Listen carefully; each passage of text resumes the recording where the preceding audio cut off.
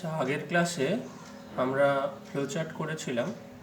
আজকে আমরা ফ্লোচার্ট করব, কিন্তু একটু অন্য রকমের ফ্লোচার্ট। সেটা হচ্ছে লুপিং, লুপ লুপ বলে করব। এখন লুপটা কি আমাদের আগে জানতে হবে। লুপটা হলো যখন আমরা কোনো একটা প্রোগ্রামকে বারবার চালাই তখন আমরা তাকে লুপ বলি। যেমন ধরে নাও আমরা বললাম যে 1 থেকে 10 পর্যন্ত আমরা লিখব। তাহলে 1 থেকে 10 পর্যন্ত লিখতে গেলে আমাদের লুপিংয়ের প্রয়োজন হবে। কারণ এই যে আমরা সিকোয়েন্স অনুযায়ী কাউকে যদি বলা হয় 1 থেকে 10 পর্যন্ত লিখতে, তাহলে আমরা প্রথমে 1 লিখব, তারপরে 2, 3, 4, 5, 6, 7, 8, 9, 10 পরপর লিখেই যাব। তার মানে আমাদের প্রথম যে স্টেপ সেইটা বলে দিতে হবে, আর এন্ডিং স্টেপটা বলে দিতে হবে। বা উল্টোভাবে যদি বলি বা অন্যভাবে যদি বলি, আমাদের লো ভ্যালুটা বলতে হবে আর হাই ভ্যালুটা বলতে হবে। লো ভ্যালু আর হাই ভ্যালু বলতে গিয়ে যখন আমরা বলবো বা দেখব, তখন আমরা অটোমেটিক্যালি লো ভ্যালুটা থেকে শুরু করে হাই ভ্যালু পর্যন্ত পৌঁছে যাব। কি করে পৌঁছবো? আমরা যেহেতু হিউম্যান বিং, সেজন্য আমরা জানি আমরা 1 করে ইনক্রিজ করে যাব। মানে 1 থেকে যদি 10 পর্যন্ত লিখতে হয়, তাহলে আমরা লিখব 1, 2, 3, 4, 5, 6, 7, 8, 9, 10, বা যদি বেশি বলা হয় বেশি। এখন কম্পিউটারের ক্ষেত্রে যখন আমরা প্রোগ্রামিং করব, তখন তো আমাদের ওই লজিকটা বলে দিতে হবে, নাহলে কিন্তু পারা যাবে না। কারণ আমরা জানি কম্পিউটার নিজে থেকে কোনো কাজ করতে পারে না। যা কিছু আমরা বলে দিই সেইটা ঠিকঠাক মতন যদি হয় তাহলে সঠিকভাবে কাজ করে। তার মানে আমরা যে 1-এর পর 2 করছি, কেন করছি? 1-এর পর 2 করছি তার কারণ হলো 1 আর 2-এর মধ্যে পার্থক্য হচ্ছে 1। তাহলে 1-এর সঙ্গে 1 যোগ করলে আমরা আবার 2 করছি, আবার 2-এর সঙ্গে 1 যোগ করে 3 করছি, এইভাবে পরপর করে যাচ্ছি। কাউকে যদি বলা হয় এরকমভাবে সিকোয়েন্সটা হবে 1, 3, 5, 7 এরকমভাবে সিকোয়েন্স হবে, তাহলে আমরা সহজেই বুঝে যাব যে 1-এর পর 3 বলা মানে ওই 1 আর 3-এর ডিফারেন্সটা 2। তাহলে 2 করে আমরা ইনক্রিজ করব, অটোমেটিক্যালি বাড়তে শুরু করবে। তাহলে কিন্তু এই যে বাড়লো বা হলো, বাড়লো না, নর্মালি চললো, এবার কতক্ষণ পর্যন্ত চলবে কে? আমরা তো কাউন্ট করছি, আমরা 1 বলছি, 2 বলছি, 3 বলছি, 4 বলছি, আর মানে সমানভাবে আমাদের ব্রেনে কাউন্ট হচ্ছে যে কতক্ষণ পর্যন্ত বা কত দূর পর্যন্ত আমাদের বলা হয়েছে কাউন্ট করার কথা বা লেখার কথা। তাহলে সেই অনুযায়ী আমাদের সঙ্গে সঙ্গে চেকিং হচ্ছে, মানে ব্রেনের মধ্যে সেইটা চেকিং হয়ে আমরা সেখানে গিয়ে থেমে যাচ্ছি। মানে 1 থেকে 10 যদি বলা হয় তাহলে 10-এ গিয়ে থামছি, 1 থেকে 100 যদি বলা হয় 100-এ গিয়ে থামছি। আমাদের ব্রেন এত ফাস্ট করছে আমরা সেটা বুঝতে পারছি না। কিন্তু কম্পিউটারের প্রোগ্রামের ক্ষেত্রে আমাদের এটা কিন্তু বলে দিতে হবে। তাহলে এটা কে করবে? এটা একটা কন্ট্রোল ভেরিয়েবল রাখতে হবে, যে কন্ট্রোল ভেরিয়েবলটা দিয়ে চেকিং করবে। তার মানে একটা প্রোগ্রাম যখন একবার 1 লিখলো, সেই প্রোগ্রামটাকে দিয়েই আমরা 2 লেখাবো, সেই প্রোগ্রামটাকে দিয়েই আমরা 3 লেখাবো। তাহলে আমাদের প্রোগ্রামটা বারবার ঘুরছে।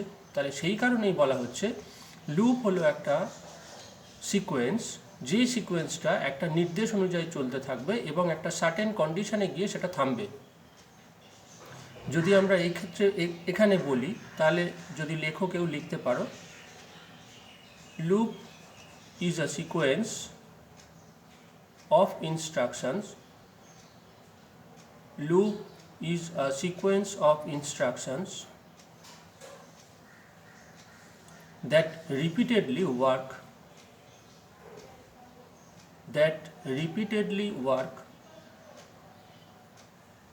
according to the certain condition. That repeatedly work according to the certain condition.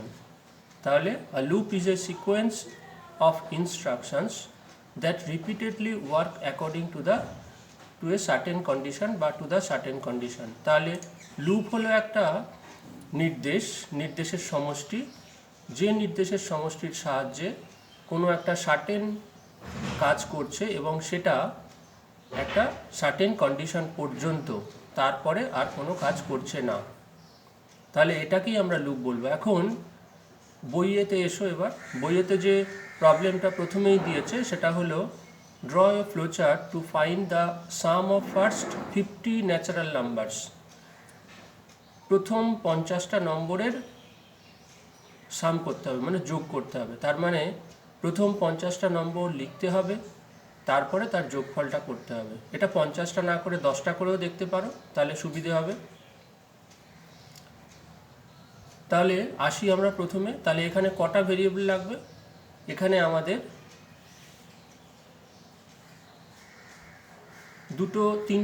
দুটো ভেরিয়েবল লাগবে। একটা হচ্ছে সাম, একটা হচ্ছে নাম্বার। একটা হচ্ছে সাম আর একটা হচ্ছে নাম্বার, দুটো ভেরিয়েবল লাগছে। তবে এবং দুটো ভেরিয়েবলই নিউমেরিক। তাহলে আমরা ইনিশিয়ালাইজ করব, প্রথমে স্টার্ট লিখব, স্টার্ট লিখে ইনিশিয়ালাইজ করব সাম ইকুয়াল টু 0 আর নাম্বার ইকুয়াল টু 0, কারণ নাম্বারটা একটা থাকবে আর সাম একটা থাকবে, মানে সেটা যোগফলটা চেয়েছে যেহেতু। এবার নাম্বারটা যদি না রাখি তাহলে তো যোগফলটা পাবো না, সেই জন্যে নাম্বার একটা সাম একটা নাম্বার। তাহলে প্রথমে ইনিশিয়ালাইজ যখন হবে তখন সাম ইকুয়াল টু 0 আর number equal to N equal to 0। এখানে এন বলেছে, নাম্বারের ক্ষেত্রে এন বলেছে। দুটো একই বক্সে করতে পারো বা পরের বক্সেও করতে পারো, বইতে যেমন আছে, কোনো অসুবিধে হবে না। এবার পরের ফোর্থ স্টেপে বলেছে n equal to n plus 1, n equal to n plus 1। n equal to n plus 1 কথা কেন বললো? কারণ ইনিশিয়ালাইজ হয়েছে n নাম্বারটা 0 দিয়ে, এবার সেখানে 1 যোগ করা হলো, তার মানে 0 সঙ্গে 1 যদি যোগ করা হয় তাহলে 1 হবে। এরপরে পরের স্টেপেই বলেছে sum equal to sum plus n। সামের ভ্যালু কত ছিল আগে? ইনিশিয়ালাইজ যখন হলো তখন সামের ভ্যালু ছিল 0, মানে 0। এবার 0 প্লাস n, এর ভ্যালু কত আছে? 1, তার মানে 0 প্লাস 1 মানে 1 হলো। তার মানে যখন আমরা 1 লিখলাম তখন সামেতেও ওই ভ্যালুটা গিয়ে দাঁড়ালো 1। এরপরে আমরা চলে আসছি ডিসিশন বক্সে, কারণ আমাদের বলা হয়েছে 10টা নাম্বার, এখানে 50টা আছে, আমি বলেছি 10টা করে করো। তাহলে তোমার লজিকটা যদি বুঝে যাও তখন 500 করলেও কোনো অসুবিধা হবে না। তাহলে এখানে এবার বলা হচ্ছে n is n greater than equal to 10। n কি মানে n কি 10-এর থেকে সমান বা 10-এর বড় হয়ে গেছে? যদি না হয়, কারণ প্রথমটায় আমরা 1 দিয়েছি, 1 যোগ করেছি, তার মানে 1 এসছে, তার মানে হলো না। যদি না হয় তাহলে ওপরের যে অ্যারোটা আছে সেই অ্যারোটা ফিরে যাচ্ছে, ওই দেখো n equal to n plus 1-এ। আর যদি হ্যাঁ হয় তাহলে প্রিন্ট সাম, যে উত্তরটা চেয়েছে সেই উত্তরটা দিয়ে তারপরে স্টপ হয়ে যাবে। তাহলে হ্যাঁ এর দিকটা কোনো অসুবিধে নেই, হ্যাঁ এর দিকটা যদি হ্যাঁ হয় তাহলে ইয়েস করে স্টপ করে গেল, কিন্তু না এর দিকটা আমাদের দেখতে হবে, তার মানে হয়নি। তাহলে প্রথমটা ভ্যালুটা কত হলো? সামের n কত হলো? n 1 হলো। এবার এই nটা নিয়ে চলে গেল ওই প্রথম ফোর্থ স্টেপে গিয়ে দেখা যাচ্ছে n equal to n plus 1। তাহলে n equal to n plus 1 মানে n এর ভ্যালুটা বসাও, 1 ছিল প্লাস 1, তার মানে n এর ভ্যালু এখন এই স্টেপে 2 হয়ে গেল।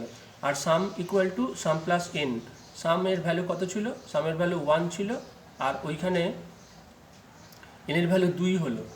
এবার 2 আর 1 3 হলো। তার মানে যখন কীরমভাবে হচ্ছে, তার মানে যখন তুমি 1 লিখছো তখন 1 হলো, যখন তুমি 2 লিখছো তখন তোমার টোটালটা হবে 3, কারণ 2 আর 1 3। আবার যখন 3 লিখছো তখন 3 প্লাস 3 মানে 6, করতে করতে তোমার এগোবে। এখানে যদি 10টা সংখ্যা হয় তাহলে তার টোটালটা হবে 55, ঠিক আছে? এবার সেই করে করে এবার আবার সেকেন্ড টাইম এলো, সেকেন্ড টাইম এবার ঘুরতে শুরু করলো, চেকিং হলো, চেকিং হয়ে বললো যে না 10 হয়নি বা 10-এর সমান বা 10-এর বেশি হয়নি, তখন আবার চলে গেল। এভাবে ঘুরতে থাকলো, ঘুরতে ঘুরতে যখন 10th টাইম এসে গেল তখন আর এখানে ইকুয়াল টু হয়ে গেল, তখন প্রিন্ট হয়ে গেল, তখন কিন্তু আর না এর ওই যে সেকশনটা আছে সেই সেকশনে আর যাবে না। তাহলে এই যে ঘুরছে এটাকেই বলা হচ্ছে লুপ। তার মানে প্রোগ্রামটা আমরা একটাই করলাম, কিন্তু একটা সার্টেন কন্ডিশন দিয়ে প্রোগ্রামটাকে বারবার ঘোরাতে থাকলাম, এটাকেই আমরা লুপিং বলছি। আর এই লুপিংয়ের এই ফার্স্ট প্রোগ্রাম এটাই। এবার চলে যাচ্ছে আমরা সেকেন্ড প্রোগ্রামে কি বলেছে? Draw a flow chart converting Celsius scale to Fahrenheit scale. এখানে বলেছে সেলসিয়াস স্কেল থেকে ফারেনহাইট স্কেলে করতে হবে, মানে টেম্পারেচারটাকে, এবং সেটা কতবার? সেটা 100 টাইমস। এখানে বলা নেই, কিন্তু কন্ডিশনের মধ্যে বলা আছে, এটা মিস্টেক হয়ে গেছে। আর একটা এখানে ভুল আছে, দেখো এখানে ওই যে প্রিন্ট এফ এর পর যে স্টেপটা রয়েছে সেই স্টেপে রয়েছে C equal to C plus one. এখানে ওপরে দেখো স্টার্টের পরই একটা কাউন্ট বলে ভেরিয়েবল ধরা হয়েছে, কাউন্ট ভেরিয়েবলটা এইখানে কাউন্ট করা হয়েছে, তাহলে ওখানেও সি হবে না, ওখানে count equal to count plus ওয়ানই হবে। ওটা মিস্টেক হয়ে গেছে, ওটা ঠিক করে নাও। অথবা ওই না, ওখানে সি না করাটাই ভালো, কারণ ভেতরে একটা ফর্মুলায় সি আছে। ওখানে কাউন্ট করে নাও, count equal to count plus one. আচ্ছা, এবার তাহলে প্রোগ্রামটা আমরা যদি শুরু করি তাহলে দেখব প্রথমে স্টার্ট, তারপরে কাউন্ট ইকুয়াল টু 0, এখানে কাউন্ট একটাই ভেরিয়েবল থাকবে, আর আরেকটা থাকছে তোমার এফ, এটা ফর্মুলায় চলে আসছি, F equal to 9/c, F equal to 9c/5 plus 32। এটা হচ্ছে ফারেনহাইট থেকে সেলসিয়াসের ফর্মুলা ট্রান্সফার করার, এটা তোমাকে দেওয়াই থাকবে, কোনো অসুবিধে নেই।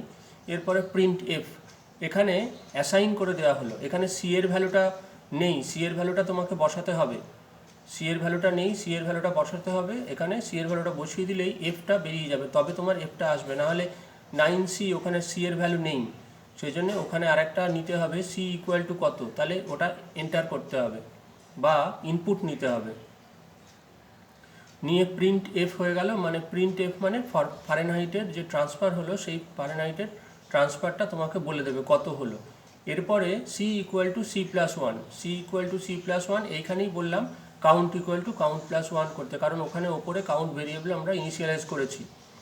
তাহলে এখানে count equal to count plus one কেন হলো, টোটাল ওই যে আমরা ফারেনহাইটকে এই সেলসিয়াসকে ফারেনহাইটে কনভার্ট করলাম সেইটা একবার হলো, এরপর আমরা এখানে কাউন্ট করছি, তার মানে ওইখানেই বললাম C equal to C plus one, C count equal to count plus one, কারণ কাউন্টের 0 ছিল, একবার হওয়ার পর কাউন্টের সঙ্গে 1 যোগ করলাম, তার মানে ওখানে কাউন্টের মধ্যে 1 হলো। এরপরে আমরা চেকিং করব ইজ বা ইফ কাউন্ট লেস দ্যান 100, যদি ইয়েস হয় তাহলে আমরা ওই ইয়েতে ফেরত চলে যাব, ওই সেকেন্ড স্টেপের পরে ফেরত চলে যাব, আর যদি নো হয় তাহলে স্টপ করে দেবো। তাহলে এখানেও ঠিক তেমনিভাবে আমরা লুপটাকে ঘোরাচ্ছি কয়েকটা নির্দেশের সমষ্টি নিয়ে, যাতে এই লুপটা একবার চালালে অনেকবার চলতে থাকে। কারণ কি, একই কাজ যদি বারবার করতে হয় তখনই আমরা লুপের ব্যবহার করি, আর একই কাজ বারবার যদি না করি তাহলে লুপের ব্যবহার করব না, সেখানে কোনো লুপের প্রয়োজন নেই।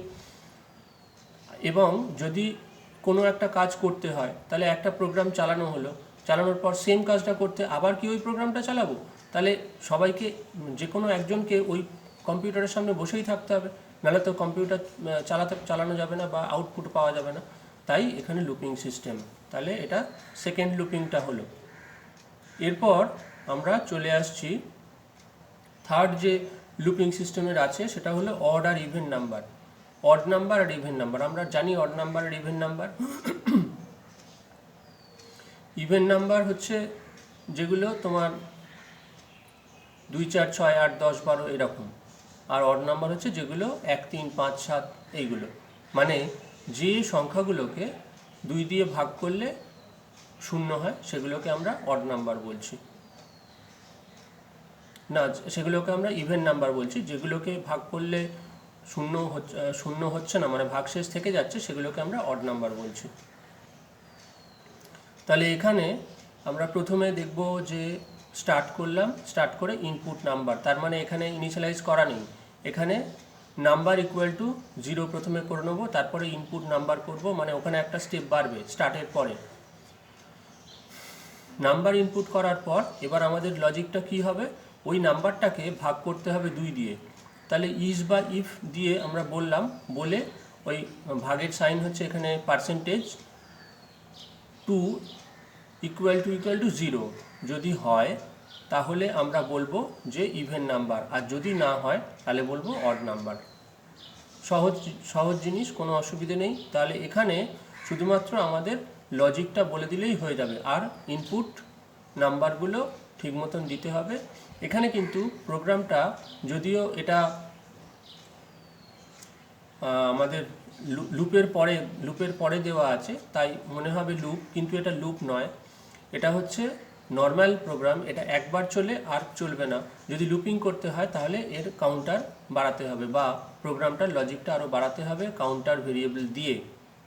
এটা একটাই মাত্র প্রোগ্রাম আছে, একটাই মাত্র প্রোগ্রাম, এবং একবারই এটা ঘুরবে। একবারই ঘোরার পর মানে একবারই চলবে, চলার পর যে ইনপুটটা হবে সেই ইনপুটের মধ্যে দিয়ে তোমার আউটপুটটা দিয়ে প্রোগ্রামটা টার্মিনেট করে যাবে, মানে বন্ধ হয়ে যাবে।